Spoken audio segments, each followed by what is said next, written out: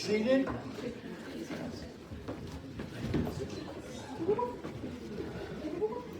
And today we'd like to introduce Reverend Louis Gates, who is a member of Casadega and of Camp Etna. And here he is. Good morning, everyone. Morning. I thought I'd talk today about things that happened when I was younger, so I'll start it that way, and then we'll get more into spiritualism. But when I was about 4 or 5 years old, I died. I was gone. How's that? I personally don't need to read notes, so I can just hold the mic. How's that sound? When I was about 4 or 5 years old, I died. And my grandmother ran me down the street, and I was following her, but I didn't know who she was carrying. So, but then my guides took me, and I had people that were associated to me that I had seen most of my life were talking to me. And they kept telling me at that age that I should send letters to the soul. So I kept thinking, what is that? So I kept asking my mother once they resuscitated me and got me back to life. And she didn't know what it was, but she said, you will soon find out. And that's usually with spirit. They'll tell us something, and we soon will find out. It doesn't really come to motion really quickly. So it took me till almost about 8 years old, and then I understood it. I understood that every once in a while that we should write a letter to self. Write a letter to self. Take stock of where we are. Understand what's going on in our lives. So write that letter to self. Then once you write it, your guides, the individuals in the spirit world have seen it. Just tear it up and throw it away. Didn't write another note. You don't want your guides to keep going, recalculating or recalculating. You want to kind of understand that you are in charge of this. The doorway to Reformation is never closed against any human soul here or hereafter. The word is here. We don't have to wait till the hereafter to go through something. We can get through it here. Finish it here. When we say the prayer for healing, we ask ourselves, and I will do my part. Not that Spirit's going to do it all. We have to do something in our lives to do our part. So while we're still on the earth plane, I know we have to quiet that voice in our head. We have to kind of quiet it and quiet that vibration. But writing the letters, and I've been writing them to myself since I've been 8, 9 years old. And I take stock of what's going on in that month or that time period that I've set apart. To take a moment just to stop. Take a moment to talk to self. And some people might say, well, I don't do that. I don't do that. But I like to know what's going on. So I like to know if they've got something that I need to do, something I need to put in motion here in the near future. I'd like to see it. I'd like to have some kind of warning bell, some kind of thought at that point. But most of my life, I've passed the spirit 3 times. I've left this earth plane 3 times. They brought me back, but I left it. And each time I come back with more information. Each time. And even with dealing with my guide, my trance guide, the CERN, I come back with information when I allow him to trance through me, to work through my vibration. I come back with more information that I need in my vibration. And that's when we, as spiritualists, we have to believe that we have a major part to play. We're the ones on the stage and all the extras are behind the curtain. We've got to do our part up in the stage and allow the extras to come out on stage when they are needed. But we still have to do our part in the vibration of understanding where spirit is, what's going on. And whatever you believe in, and I've said this before, it's whatever you believe in your life, is to focus the intent that you will travel the path. The only time you change directions in your path is when you set your belief system in your life and start to try to change it. You start to redo it. You re-envision the path. Letters to soul. Because you're talking to yourself. Somehow, when you ventured here or got born here many years ago, you picked everybody. You picked who was going to walk with you, who was going to talk with you, who was going to help you, paths that you were going to cross, people you were going to meet in this lifetime that were going to help you on your soul growth. But somewhere, when you got out of that chair on the other side and got here, you lost a note. And most of this lifetime, we're just searching for the note. So we're searching for? We're searching to figure out if we're doing it okay. Am I all right? Am I on the right path? Are my kids okay? Is my job all right? Most people will come for a reading because that's what they want to know. Am I okay? And they just want you to tell them that they're okay. They want you to tell them exactly what they've been thinking anyway. They just want you to be, I'm okay. And we want to be okay in ourselves too. We want to kind of incorporate that vibration within our lives. We want to say, I'm okay. I've been through some stuff, but I'm okay. I made it through.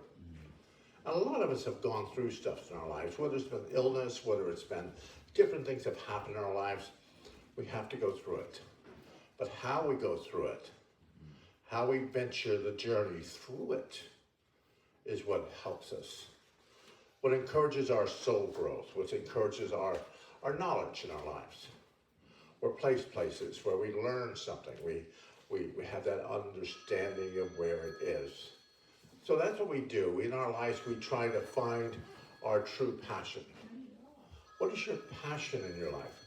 What is your passion in your vibration? So, what is your passion in your vibration? So what you're trying to do is find your passion. That's really in this lifetime what you're trying to do. You might go through some things in your life, but my passion is spiritualism. I've been in it since I've been a kid. They tried to sway me in different ways in my life.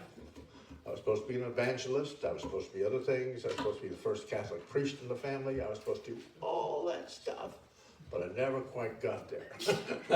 Never quite got to that part of the vibration.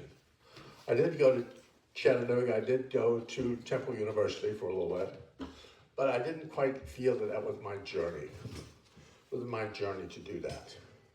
So, I'm in spiritualism. And I live and breathe spiritualism. If you ask my wife Marie, that's all. I just live and breathe spiritualism. Because I want to learn. I'm still learning. Even though I've learned a lot, I've accomplished a lot, I still want to learn more. I still want more knowledge. I'm still looking for that. I'm not looking for the key, the whole key. I'm just looking for part of it. And through our work as spiritualists and mediums and healers and doing automatic writing and doing all this stuff that we do in this religion, we're all learning. We're all moving forward. If you've learned everything, well, you probably aren't quite finished yet. You need to keep learning. You keep learning the vibration within your life. And that's what you do. You don't stop. You don't stop at a level and go, okay, I'm done. I'm all finished now. The spirit will drag you. They have a whole tool chest over there of duct tape. Duct tape does everything. So they just tape you and drag you.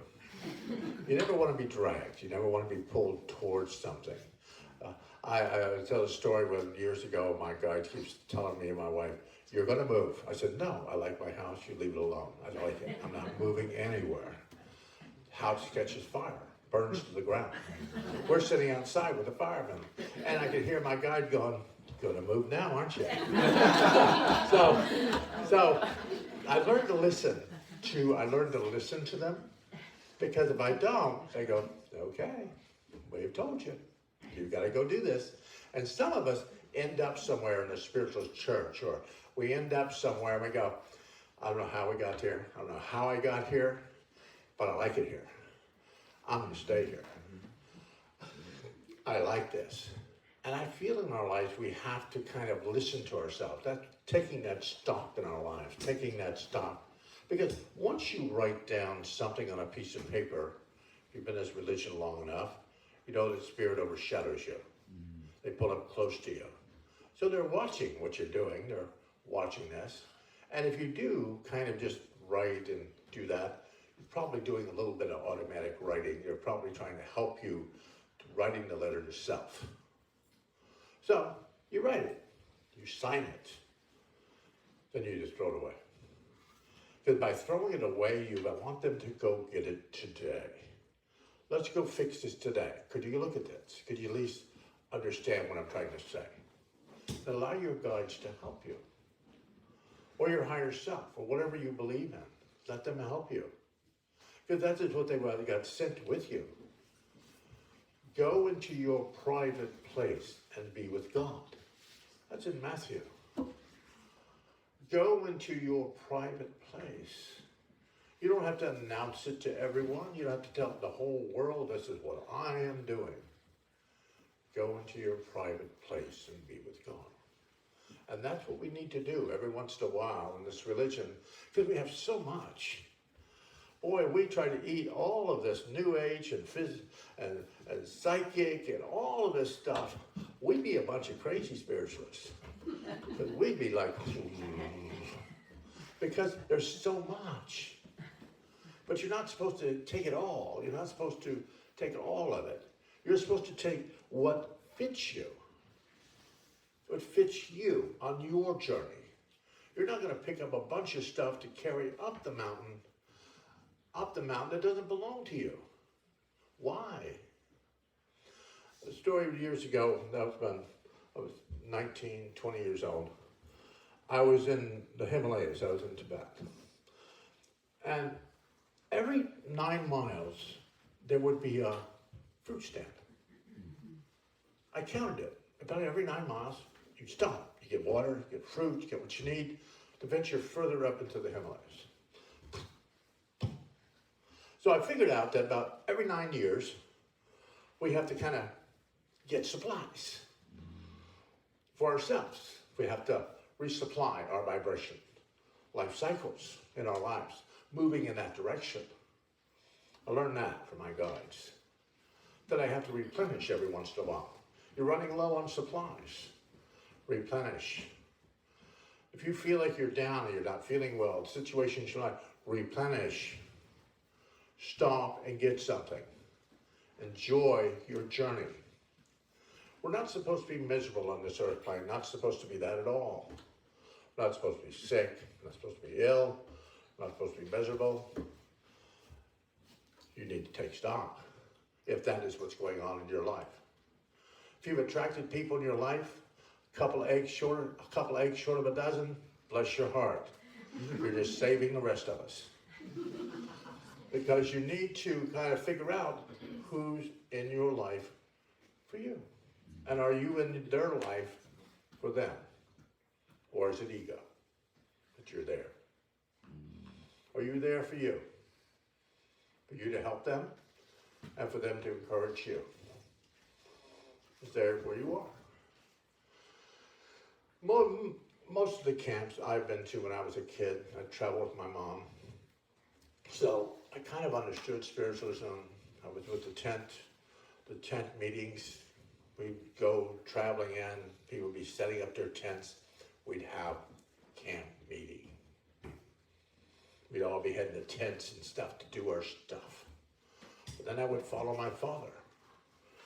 Tent revivals. So I'd walk in a tent, everybody be dancing and hella and screaming and all that kind of stuff. And the energy was building up. I said, whoa, tents, hey, we both got tents. Spiritualists got tents. The Christians got tents. We're good. But the question is, does it work for you? Are you traveling the part of the path that you want to travel? Because that voice in your head that keeps saying, recalculate, that's when you write your soul letter, a letter to soul.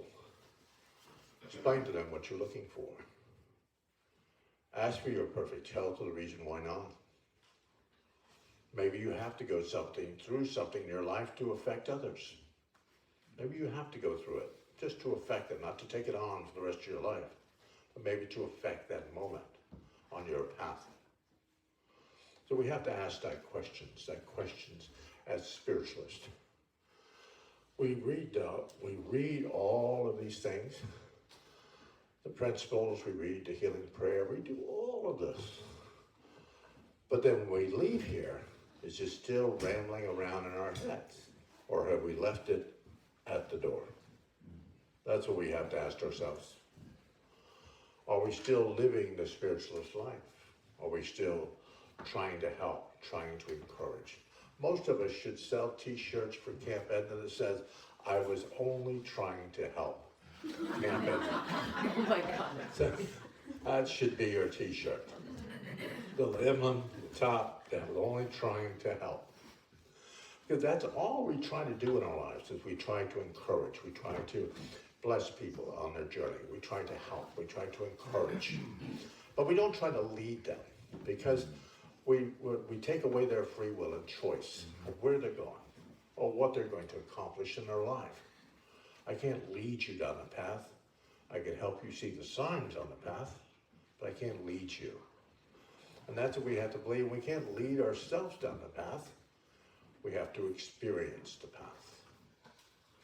As long as you're experiencing your path and your journey in your life, you'll understand that you're on the right journey. You'll stop hearing that recalculating situation going on in your life.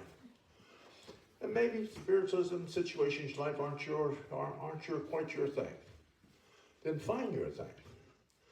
Find what blesses you. And that, in turn, would bless others. That's what you're looking for. Will it bless you, or does it bless others? You're not looking to bless the world. You're just looking to bless your little corner that you're in. Right in the corner that you're in. That's what you're looking to do. Right in your corner. And the rest of the people will see the light on and they'll come. You're like a Motel 6 spiritualist. Leave the light on. Because people will come and see you. That's what they will do. But if you don't have a light on, people don't even know you're home. They'll walk past your place. So leave a light on in your life. Understand that you're the ones going to light the path. No one's going to, some people will encourage you, help you, and probably encourage you on the journey, but only you will turn the switch on. Only you. And as spiritualists, we have to believe that we're turning the switch on. We have enough people here today to light half the country if we wanted to. Just by being us. Just by being you. And I want to thank you.